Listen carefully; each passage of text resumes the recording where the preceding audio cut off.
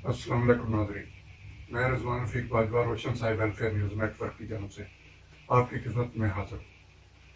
हमारा आज का मौजू तफरीही पार्कों के मुतल्लिक़ है।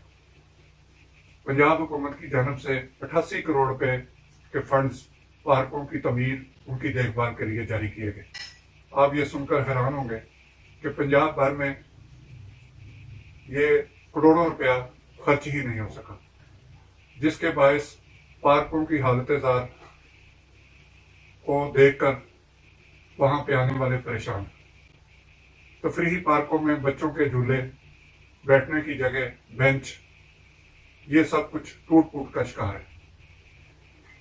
कई पार्कों में पानी की सहूलत नहीं, पौधे सूख रहे हैं।